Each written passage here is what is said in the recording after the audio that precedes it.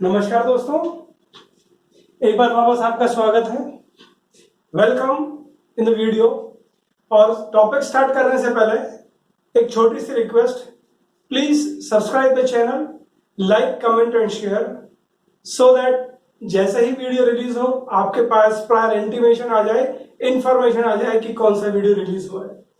आज जो अपना वीडियो है वो क्वेश्चन पर बेस्ड है और क्वेश्चन है पोस्टोलॉजी से रिलेटेड। और जनरली जो सवाल आता है वो आता है कि what are the factors affecting posology, या फिर उसको दूसरे तरीके से बोल सकते हैं कि what are the factors which effecting the dose of a drug. Particular question इस तरह से पूछे हैं। तो कौन कौन से कारक हैं जो डोज को प्रभावित करते हैं, मतलब किसी पेशेंट को डोज ज्यादा देनी है या कम देनी है, ये कौन कौन से फैक्टर्स डिटरमिन करते हैं। तो सबसे पहले तो अपन देखेंगे पोस्टोलॉजी का मतलब क्या है। उसके बाद अपन देखेंगे कौन कौन से शब्द काम में आते हैं, मेन जिनका मतलब क्या है, ताकि उसके अगर हिंदी अगर समझ में आ जाएगी तो we can easily answer the same. मतलब अपने को कंसेप्ट समझ में आ जाएगा, भैया रटने की तो जरूरत ही नहीं है ना। We are understanding the things and we are giving the answer. तो देखते हैं पोस्टोलॉजी। पोस्टोलॉजी का मतलब होता है it is the science of dose of drug, मतलब कितनी डोज देनी है, ज्यादा देनी है, कम देनी है, और कौन कौन से फैक्टर्स हैं जिसकी वजह से ज्यादा या कम करनी है, वो कहलाती है science posology. Now coming to the words, देखो एक वर्ड है यहाँ पर एक्सक्रीशन। एक्सक्रीशन का मतलब होता है, ये अंग्रेजी का शब्द भी है, आपको आता भी होगा, कि शरीर से किसी भी चीज का बाहर निकलना क्या कहलाता है, एक्सक्रीशन।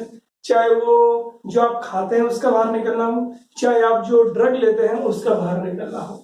फिर एक बीमारी है कर्निक टेरस, ये आपको बाद में बताएंगे, अभी आपको नाम याद रखना है। कुल मिलाकर छोटे फॉर्म के अंदर उसको बोलते हैं कि छोटा बच्चा होता है, नवजात शिशु, उसके अंदर पीलिया हो जाता है, उसको बोलते हैं कर्निक टेरस। अगला जो शब्द आता है मेंस्ट्रुएशन, आप समझते हैं।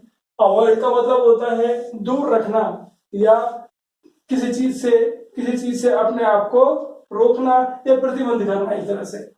फिर एक आता है लैक्टेशन। लैक्टेशन जो शब्द है वो बना है कि जो माँ बच्चे को दूध पिलाती है उस प्रक्रिया को बोलते हैं लैक्टेशन, ये दूध वाली चीज। प्रेगनेंसी मतलब आप समझते हैं आप, ठीक है।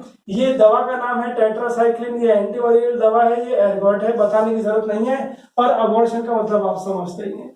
फिर इसके अलावा जो नेक्स्ट शब्द आता है वो आता है ओबीस।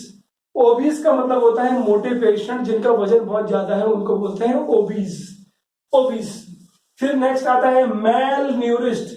मेल न्यूरिस्ट का मतलब होता है कुपोषण, जो लोग कम खाते हैं उनका वजन बहुत कम होता है, वो अलग ही दिखते हैं, तो ऐसे को बोलते हैं मेल न्यूरिस्ट। न्यूरिस्ट का मतलब होता है पोषण और मेल का मतलब होता है कम, तो मेल, ठीक है, मेल न्यूट्रिशन। फिर यहाँ पर एक शब्द आया है एडमिनिस्ट्रेशन। एडमिनिस्ट्रेशन का मतलब है कि किस रूट से ली जा रही है दवा, मतलब लेने का तरीका क्या है। इसमें जो शब्द आपको देखना है इसके अंदर सब आते हैं आपको। नेक्स्ट आता है इसके अंदर एंट्रिक कोटेड टैबलेट। भैया एंट्रिक कोटेड टैबलेट अगर आप मेरे दूसरी वीडियोस देखोगे तो उसमें आपको साफ पता लग जाएगा, ये वो टैबलेट है जो स्टमक में डिजोल्व नहीं होती है, वो इंटेस्टाइन में डिजोल्व होती है, उसको बनाया इस तरीके से है, ठीक है। नेक्स्ट है एक दवा है ग्रेसियोफल्विन, बस आपको नाम याद रखना है, कहानी बाकी बाद में बताएंगे आपको। फिर इसके अंदर एक शब्द आया है मेटाबॉलिज्म। मेटाबॉलिज्म आप समझते हैं, एनाबॉलिज्म कैटाबॉलिज्म बराबर मेटाबॉलिज्म है। कुल मिलाकर इसका किसी भी चीज को मेटाबॉलाइज करने में हेल्पफुल रहता है। जैसे जो भी चीज खाई जाती है बॉडी में जाती है वो बाहर निकलती है डाइजेशन से, तो डाइजेशन एक तरह का मेटाबॉलिक प्रोसेस ही है। ऐसे ही जब दवाएं शरीर में ली जाती हैं तो बाहर निकलती है वो मेटाबॉलिज्म से। अभी इतना ही समझ लीजिए आप, इतना ही काफी है। फिर एक दवाइयां होती हैं हिप्नोटिक्स, इनको बोलते हैं निद्रा कारक, ठीक है। तो ये तो कुछ वर्ड्स हैं, इसके अलावा और भी वर्ड्स आएंगे जब बताएंगे आपको। तो अपना क्वेश्चन ये है कि what are the factors affecting the dose of drug. अपने को वो कारक देखने हैं जिससे क्या है डोज ज्यादा या कम ली जाती है या पेशेंट को दी जाती है। अब ये फैक्टर रटने की बजाय एक छोटी सी कहानी सुन ले। छोटी सी कहानी से क्या, जो 15-16 फैक्टर आपको याद हो जाएंगे। अब कौन कौन से फैक्टर हैं, तो भैया ऐसा है, मरीज को बीमारी है, ठीक है, तो वो किसके पास जाता है, डॉक्टर के पास जाता है। तो डॉक्टर क्या देता है उसको, दवा देता है। तो डॉक्टर को जाते ही पहले डॉक्टर क्या पूछता है, तेरी एज क्या है, एज। उसके बाद मेल है फीमेल है वो लिख देता है। आपने देखा होगा प्रिस्क्रिप्शन पर डॉक्टर के पर्चे पे जिसको प्रिस्क्रिप्शन बोलते हैं, तो पहले वो एज पूछता है, बिल्कुल पूछता है, फिर वो मेल फीमेल लिखता है, फिर वो देखता है, उसके बाद वो कहता है एक बार खड़ा हो जाए तेरा वजन देख रहा है, तो बॉडी वेट देख लेता है, फिर डॉक्टर देख लेता है यार वो सर्दी है गर्मी है, तो मौसम देख लेता है, तो एनवायरनमेंट देख लेता है, फिर वो देख लेता है कि मौसम के अनुसार टाइम कौन सा चल रहा है, कि ज्यादा जुकाम बुखार का टाइम चल रहा है, कैसा चल रहा है, तो 5 आइडिया उसको हो गए। फिर वो यही पूछता है कहाँ के रहने वाले हो, तो उसको पता लग जाएगा वो किस रूट से है। ठीक है, तो वही चीज अपने को देखनी है। पहला है एज, तो ये फैक्टर है जो अफेक्ट करता है पोस्टोलॉजी को। ऐसे डॉक्टर पूछता है सेक्स क्या है, लिखता है तो सेक्स, फिर बॉडी वेट पूछता है, फिर कहाँ से आए वो पूछता है, फिर एनवायरनमेंट के हिसाब से टाइम देख के लिखता है, फिर वो सारी चीज पूछ लेता है, डिजीज का नाम लिख देता है, और साथ साथ ये भी देखता रहता है कि यार मरीज कैसा बोल रहा है, इसकी इमोशंस क्या है, उसके एक्सप्रेशंस क्या है, तो एक्सप्रेशन से क्या बना इसके इमोशन। तो 7 फैक्टर आपको याद हो गए, 1 2 3 4 5 6 7 8, 7 नहीं 8 फैक्टर याद हो गए। अब ये 8 फैक्टर तो याद हो गए, लेकिन क्या खड़ा खड़ा पूछता है क्या डॉक्टर? नहीं, उसको कहता है बैठ जाओ आप, और बैठने को क्या बोलते हैं? Sit, SIT, sit. तो पेशेंट क्या हो गया? बैठ गया, SIT। एस से बना सिनर्जिज्म, आई से बना इडियोसिंक्रेसी, और टी से बना टॉलरेंस। ठीक है, ये जानकारी ले ली डॉक्टर ने बिठाकर, सिट करके बिठाकर, और सब होने के बाद उसको दवा देती, और दवा किस लिए दी? ताकि वो ठीक हो जाए, मतलब उस दवा ने उस बीमारी को मात दे दी। क्या दे दी? मात। तो दवा को मात दे दी, MAAAT। एम से बनता है मेटाबॉलिक डिस्टरबेंस, ए से बनता है एक्यूमुलेशन, फिर ए से बनता है एंटागोनिज्म, फिर ए से बनता है एडिटिव इफेक्ट, और टी से क्या बनता है? टैकीफाइलेक्सिस। अब सर हमें इसका मतलब समझ में आया नहीं, आपने तो ए करके और बी करके लिख दिया, तो यहां तक 8 में दिक्कत नहीं है। अब देखते हैं इन शब्द का एक एक मतलब। ये जो शब्द लिखा है सिनर्जिज्म, SYNERGISM,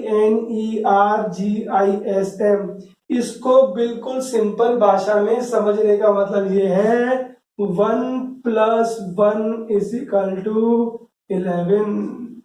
तो जैसे आपने पढ़ा है कि 1 और 1 11 होते हैं, नहीं 2 भी होते हैं। अगर 2 हैं तो एडिटिव इफेक्ट में आएगा 1 + 1 = 2। तो ऐसा है, कई बार क्या होता है कि पेशेंट को प्रिस्क्रिप्शन के अंदर 2 दवाएं ऐसी दी जाती हैं जो साथ काम करती हैं, लेकिन उनका जो एक्शन मिलेगा उन दोनों की वजह से एक 2 तरीके से हो सकता है कि या तो इसका एक्शन और इसका एक्शन जुड़ जाए, तो जुड़ने को बोलते हैं एडिशन, और एक्शन क्या आएगा? इसका और इसका बराबर टोटल। तो 1 + 1 = अगर ऐसा एक्शन आता है तो वो कहलाएगा एडिटिव इफेक्ट, और अगर 1 और 1 11 जैसा एक्शन है तो वो क्या कहलाएगा? सिनर्जिज्म। समझ में आ गया होगा सिनर्जिज्म का मतलब क्या है और एडिटिव इफेक्ट का मतलब क्या है। फिर एक शब्द आता है इडियोसिंक्रेसी। इडियोसिंक्रेसी का मतलब ये होता है कि it is an untoward reaction towards a certain disease. कहने का मतलब अनएक्सपेक्टेड रिजल्ट है किसी भी पेशेंट के अंदर। होता क्या है कि कई बार क्या होता है कि आपने सुना होगा कि एलर्जी की दवाइयां किस काम आती हैं, मतलब एलर्जी खत्म करने की दवाई किस काम आती हैं? एंटी एलर्जी कहलाती है। लेकिन किसी किसी पेशेंट के अंदर वो एंटी एलर्जिक दवाओं से एलर्जी हो जाती है, तो उल्टा काम हो गया ना। तो ऐसे क्या है कि कैटेगरी की दवा है बारबिचुरेट्स। बारबिचुरेट्स क्या करती हैं? सीएनएस को डिप्रेस करती हैं, लेकिन किसी किसी पेशेंट के अंदर वो सीएनएस को एक्साइट कर देंगे।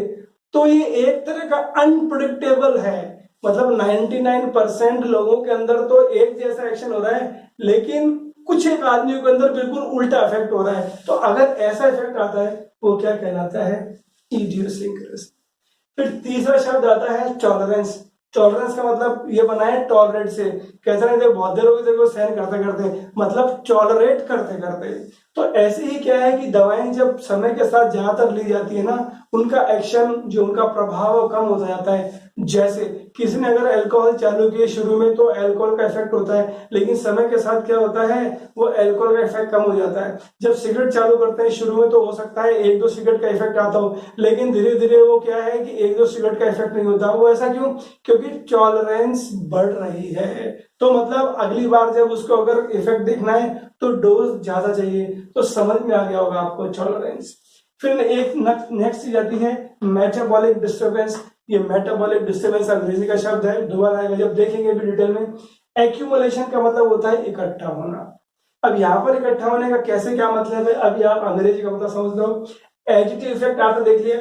एक शब्द आता है यहाँ पर एंटागोनिज्म।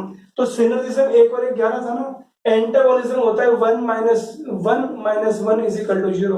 अगर कोई आदमी एक तरफ ऐसे जा रहा है और दूसरे ने आके उसको आगे रोक लिया, एक गाड़ी यूं जा रही है, दूसरी गाड़ी आके खड़ी हो गई यहाँ पर आड़े, अगर भिड़ भी नहीं रही, वो तो खड़ी हो गई, लेकिन इसको जाने से तो रोक दिया ना, तो इसका तो एक्शन रुक गया ना। ये प्रक्रिया जिसके अंदर एक दवा दूसरे दवा के प्रभाव को निष्क्रिय करती है या न्यूट्रलाइज करती है, उसको बोलते हैं एंटागोनिज्म।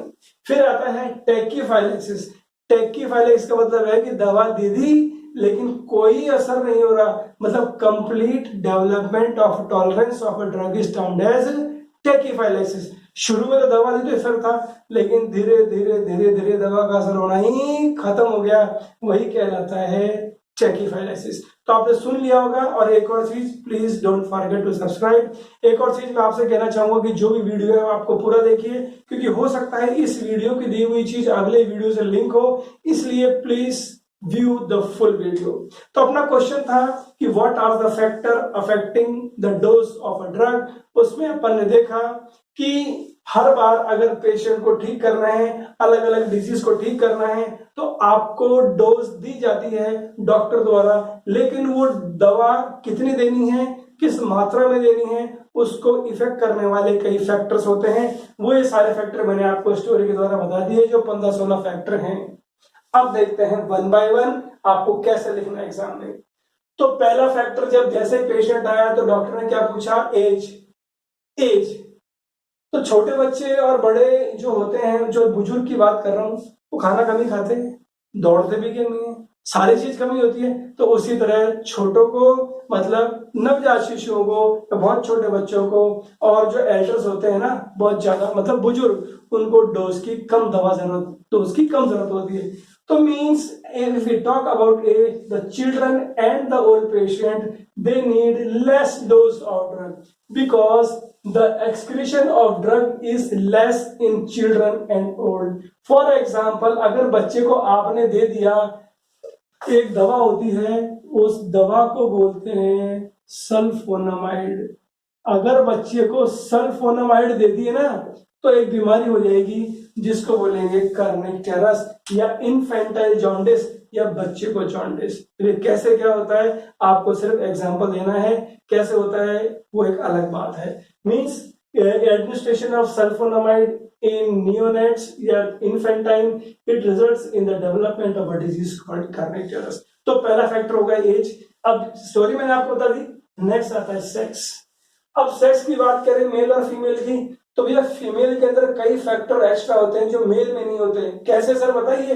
भैया मेंस्ट्रुअल साइकिल, भैया लैक्टेशन, भैया प्रेगनेंसी, ये तीनों अलग तरीके के हैं, ये अलग प्रोसेस है। और इन तीनों से क्या है, दवाओं का लेना देना भी प्रभावी होता है। कैसे?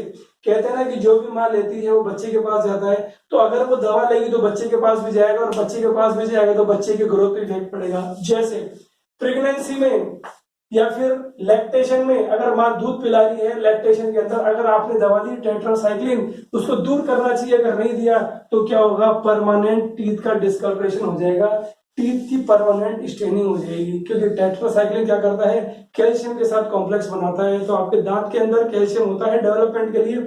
अगर माँ ने लिया तो दूध के थ्रू टेट्रासाइक्लिन जाएगा और परमानेंट बाइंडिंग हो जाएगी, तो टीथ हमेशा परमानेंट स्टेनिंग हो जाएगी। तो मैं पढ़ सकता हूं कि in lactating mothers the tetracycline should be avoided because there are chances of development of permanent discoloured teeth.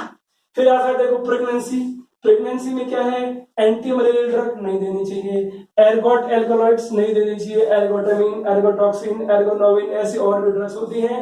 अगर लेंगे तो क्या हो जाएगा, अबॉर्शन हो जाएगा, और उसका मतलब आप समझते हैं। ऐसे ही मेंस्ट्रुअल साइकिल में क्या होता है, अलॉय। अब अलॉय क्या है, वो अलग चीज है, अलॉय को अवॉइड करना चाहिए। समझ में आ गया?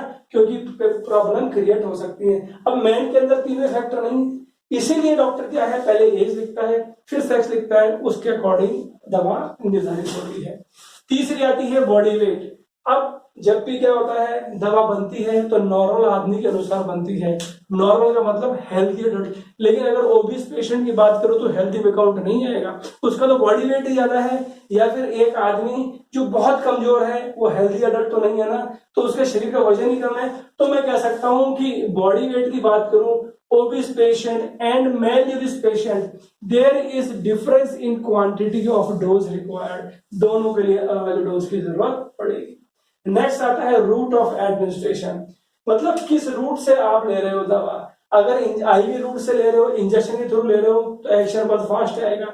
और एक और चीज ये है, एक्शन तो फास्ट आएगा ही आएगा, लेकिन जो टोटल क्वांटिटी है ना डोज की, वो कम चाहिए होती है कंपेयर टू ओरल, क्योंकि ओरल में लेंगे तो फर्स्ट पास इफेक्ट होगा, और फर्स्ट पास इफेक्ट से दवाओं का कुछ खर्चा हो जाता है। अब वो क्या होता है, उसके लिए आपको दूसरे वीडियो देखना पड़ेगा। Please it is my sincere request to view the complete video and please don't forget to subscribe so that whenever the new video is going to be released you will get the prior intimation। तो अगर अपन वापस बात करते हैं root of administration की। If IV route is taken, if IV route is adopted, less dose is required, if oral more dose is required, क्योंकि first pass effect से दवा का खात्मा हो जाता है। ऐसे ही आईवी का एक्शन फास्ट होता है। तो आप समझ में आ गया होगा आपके। नेक्स्ट आता है टाइम ऑफ एडमिनिस्ट्रेशन, मतलब कब दवा लेनी है। डॉक्टर कई बार कहता है कि खाने के साथ लेना, कई बार कहता है भूखे पेट लेना, तो उसका एग्जांपल है some drugs are taken empty stomach, जैसे एंट्री कोटेड टैबलेट। तो एंट्री कोटेड टैबलेट को जाना होता है इंटेस्टाइन के अंदर, तो स्टमक में कम देर तक रहेगी तो उतना जल्दी अच्छा होगा, इसलिए इसको भूखे पेट लिया जाता है। लेकिन कई ड्रग हैं they are taken with food, for example griseofulvin. तो ग्रीसियोफल्विन एक एंटीफंगल ड्रग है जिसको फूड के साथ लिया जाता है, क्योंकि ज्यादा अच्छी तरह से एब्जॉर्प्शन होता है उसका। नेक्स्ट आता है डिजीज। डिजीज, अब उसको लीवर डिजीज है या किडनी डिजीज है।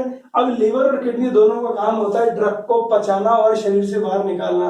अगर लीवर और किडनी ढंग से काम नहीं करेगी तो ड्रग कैसे बचेगी, कैसे बाहर निकलेगी। इसलिए क्या है, पहले डॉक्टर जांच करवाता है और पता लग गया उसको लीवर की प्रॉब्लम है या किडनी की प्रॉब्लम है, तो उसको पता है कि ड्रग देर से बचेगी और देर से निकलेगी, तो मतलब डोज कम चाहिए होगी। तो yes, because of liver disease and kidney disease there is decrease in metabolism and excretion and therefore decrease in dose is required। Next factor आता है एनवायरनमेंट। एनवायरनमेंट का मतलब वातावरण की बात हो रही है। तो जो निद्राकारक दवाएं होती हैं hypnotics, they work effectively in night, वो रात में ज्यादा काम करते हैं। अगर दिन में उसी को चीज को लोगे ना, उसी दवा को, तो कम असर करेगा, ये ध्यान रखने वाली बात है। नेक्स्ट आता है स्टेटिन्स, आजकल बहुत यूज आ रहे हैं, सिम्वास्टेटिन, लोवास्टेटिन, प्रावास्टेटिन। ये वो दवाएं हैं जो एंटी हाइपरलिपिडेमिक हैं, जो कोलेस्ट्रॉल को कम करती हैं। इन दवाओं की खासियत यह है कि these statins are taken at night. इनको नाइट में इसलिए लेते हैं क्योंकि इनका इफेक्ट नाइट में ज्यादा आता है। तो देखो आप, ये सारे फैक्टर कितने इंपॉर्टेंट हैं। मतलब इन फैक्टर को अगर आप देखोगे आपको पता लगेगा कि डोज ज्यादा या कम हो जाती है। तो ये तो है कुछ फैक्टर्स। अब देखते हैं अगले फैक्टर्स। अगला फैक्टर है वो है इमोशंस। अब इमोशंस में देखा गया है कि females are more emotional compare to males. तो दवाओं का इफेक्ट पड़ता है कि बिल्कुल पड़ता है। उसका क्लासिकल एग्जांपल है प्लेसिबो। प्लेसिबो में क्या किया जाता है कि कई बार पेशेंट को एक्चुअल दवा ना देकर उस दवा के अंदर एक्टिव इंग्रेडिएंट तो नहीं होता, लेकिन स्टार्च होता है या लैक्टोज होता है, तो जो टैबलेट देंगे वो टैबलेट की दवा नहीं होगी, वो सिर्फ नाम की ही टैबलेट होगी। तो ये भी दिया जाता है कई बार, ये है प्लेसिबो। नेक्स्ट इफेक्ट है सिनर्जिज्म, जिसका मतलब आपको समझा दिए गए हैं। इसका मतलब होता है 1 + 1 = 11। एक उदाहरण उसका प्रोकेन एंड एड्रेलिन। तो एड्रेलिन जब साथ देते हैं प्रोकेन के, तो प्रोकेन का एक्शन बढ़ जाता है। अगर इंडिविजुअल इसका देखेंगे तो एक्शन नहीं आएगा, लेकिन इसके साथ देखेंगे तो एक्शन 1 + 1 11 के बराबर हो जाएगा। वो कैसे होता है वो बात की बात है, आपको एग्जांपल जरूर देने हैं फैक्टर के साथ। नेक्स्ट आता है इडियोसिंक्रेसी। इडियोसिंक्रेसी मैंने आपको बताया था कि अलग ही तरह का रिएक्शन होता है। तो it is an extra ordinary action जो बाकी लोगों में नहीं होता, बिल्कुल गिने चुने होता है। जैसे क्विनिन एक दवा है जो मलेरिया के काम आती है। एक सिंगल डोज दोगे ना, उसी से क्या हो जाएगा, कानों में घंटियां बजना स्टार्ट हो जाएगी, रिंगिंग इन द ईयर्स। एक और आप एग्जांपल दे सकते हो कि जो एक दवा होती है बारबिचुरेट्स। तो बारबिचुरेट्स जनरली क्या होते हैं, सीएनएस को डिप्रेस करते हैं, लेकिन ये क्या होगा, किसी किसी के अंदर ये सीएनएस को एक्साइट कर देंगे। तो ये एक अलग ही तरह का रिएक्शन है। नेक्स्ट फैक्टर आता है वो है टॉलरेंस, मतलब सहन करना। इसका मतलब होता है decrease in response with continued use of drug, मतलब जो ड्रग का जो एक्शन आ रहा है वो कम हो गया क्योंकि आप बराबर यूज किए जा रहे हो, जैसे अल्कोहल और जैसे सिगरेट, उनके साथ ऐसा ही होता है। अगला फैक्टर है मेटाबॉलिक डिस्टर्बेंस, मतलब शरीर के अंदर जो मेटाबॉलिक है, जो आपकी जो मेटाबॉलिज्म में है उसमें डिफरेंस। अब कैसे, चेंज इन इलेक्ट्रोलाइट बैलेंस की बात हो रही है, जो बात कहना चाह रहा हूं मैं, जैसे एक्सक्रीशन ऑफ ड्रग। तो जब ये इलेक्ट्रोलाइट डिस्टर्बेंस हो गया, एक्चुअल में इसको मेटाबॉलिक डिस्टर्बेंस की जगह अपन इलेक्ट्रोलाइट डिस्टर्बेंस भी बोल सकते हैं। तो अगर इसको ये बोले कि इलेक्ट्रोलाइट बैलेंस से गड़बड़ हो गया तो ड्रग्स का एक्शन ज्यादा कम हो जाएगा, बिल्कुल हो जाएगा। जैसे अगर यूरिन का एल्कलाइजेशन कर दो, यूरिन का पीएच बढ़ा दो, तो बारबिचुरेट जो एसिडिक ड्रग है उनका एक्सक्रीशन बढ़ जाएगा। इसी तरह अगर कोई ड्रग एसिडिक, जो अगर कोई ड्रग बेसिक नेचर की है तो यूरिन का आप एसिडिफिकेशन कर दो सिट्रिक एसिड से, मेंटलिक एसिड से। तो आपने क्या किया कि इलेक्ट्रोलाइट बैलेंस ही चेंज कर दिया, तो अल्टीमेटली ड्रग का एक्सक्रीशन ज्यादा हो गया, तो डोज आपको ज्यादा देनी पड़ेगी। नेक्स्ट आता है एक्यूमुलेशन। एक्यूमुलेट का मतलब होता है इकट्ठा होना। तो कई दवाएं ऐसी होती हैं, उनको अगर आप बराबर लेते रहो तो शरीर में वो इकट्ठी होती रहती है समय के साथ धीरे धीरे। उसका कारण क्या है कि उनकी निकलने की स्पीड धीरे है। जब निकलने की स्पीड धीरे है तो ऑब्वियस है ज्यादा हो जाएंगी। तो yes, we can say that there are many drugs which are accumulated. For example digitalis, heavy metals, they are slowly excreted and therefore with the course of time toxicity is developed. अगला effect है वो है additive effect, 1 + 1 = 11। जैसे ephedrine and एमिनोफाइलिन, इन दोनों को साथ दिया जाता है किसके अंदर, अस्थमा के अंदर। दोनों का इफेक्ट 1 + 1 2 के बराबर आता है। अगला आता है एंटागोनिज्म। अब ये एंटागोनिज्म क्या है, अपोज एक्शन, मतलब जो दो ड्रग लेंगे उनका एक दूसरे के विपरीत असर आएगा। जैसे एड्रेनलिन और एसिटाइलकोलिन, ये फिजियोलॉजिकल एंटागोनिस्ट हैं। तो जो एक्शन एड्रेनलिन देगा ना, एसिटाइलकोलिन उसको दबा देगा, या फिर जो एक्शन एसिटाइलकोलिन देगा, एड्रेनलिन उसको दबा देगा। तो यह है एंटागोनिज्म। अगला आता है टैकीफाइलेक्सिस। टैकीफाइलेक्सिस का मतलब मैंने समझाया था यहाँ पर कि कंप्लीट डेवलपमेंट ऑफ टॉलरेंस, मतलब दवा अपना असर दिखाएगी नहीं। ये भी क्यों हुआ, क्योंकि समय के साथ क्या हुआ, उसका असर होना कम हो गया। तो एग्जांपल जैसे एम्फेटामिन, जैसे कोकीन या कोकेन का नाम आपने सुना होगा। जैसे जैसे लेता जाता है पेशेंट, उसका असर होना कम होता जाता है। तो असर कम होता जाता है और एक समय ऐसा आता है जब पूरा उस पर जब डोज लेगा उस पर इफेक्ट नहीं करेगा। तो ये थे factors affecting the dose of drug. It is very simple, ये बहुत कॉमन चीज है, आधी से ज्यादा चीज आपको आती है। मैंने आपको सिर्फ याद दिलाया है, बस बशर्ते आप वीडियो पूरा देखते रहिए और याद करते रहिए। Before that don't forget to subscribe the channel, like, comment and share. Thank you.